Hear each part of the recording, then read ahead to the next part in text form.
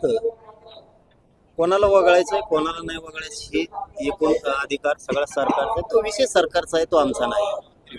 आमचा विषय न्यायाचा आणि चाललेले चुकीची पद्धत बीडमधली याविषयी आमचा आक्षेप आहे. चाललेली गुंडगिरी, चाललेले खून, चाललेल्या छेडछाडी, चाललेले बलात्कार, चाललेले दरोडे, खंडण्या मागणं, त्यातून खुनं करणं याविषयी आमचा रोष आहे आणि ती मागणी. आम्ही कुठल्या जातीला समुदायाला कधी टार्गेट नाही केलं किंवा कुठला राजकीय पदाचा आमचा विषय नाही, आमचा न्यायाचा विषय, आणि त्याच्यासाठी आम्ही ठाम आहेत. आजच नाही, पहिल्यापासूनच ठाम आहेत.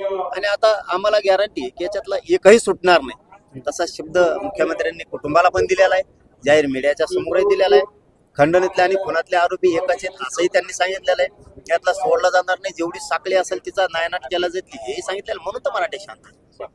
दुसरीकडे आज अधिवेशनामध्ये राष्ट्रवादी काँग्रेस अधिवेशन आहे, तिथं कौतुक करण्यात आलं धनंजय मुंडेंचं. या अशा परिस्थितीमध्ये एकीकडे प्रचंड लोकांचा रोष दिसतो आहे, तुम्ही आणि इतर नेते आरोप करतायत, व्यासपीठावरून सांगतायत, तक्रार करतायत, तर त्यांचं आज प्रचंड कौतुक अजित पवार, सुनील तटकरे यांनी केलं. मी बघतो, मी बघितलं नाही मग सांगतो त्यांना.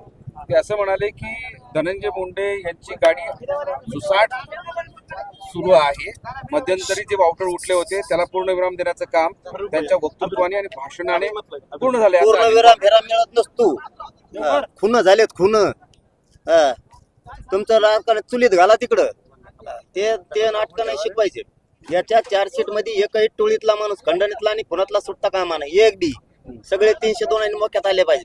त्यांना सांभाळणारे पण आतापर्यंत जेवढे छेडछाडी झाल्यात, खून झाले, 307 झाल्यात, कुणाच्या जमिनी बळ केल्यात, काय काय केलंय, खंडणी मागायला लावणारा कोण?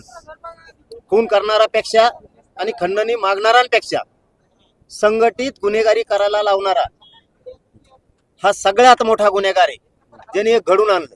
त्यामुळे सुट्टी नाही. पण एक प्रश्न असा आहे की या पाठीमाग असता तुमच्या व्यासपीठावर घेतला आहे, अजित पवार सुद्धा आहेतच, त्यांना पाठिंबा देणं, त्यांना मदत करणं, अशा गोष्टी सगळ्या काय तर म्हणताय. मला एवढंच माहिती, आम्ही न्यायासाठी झुंजतो. सूर्यवंशींचा असो किंवा संतोष भाईंचा असो, न्याय घेणाऱ्यातला एक बी आरोपी जर सुटला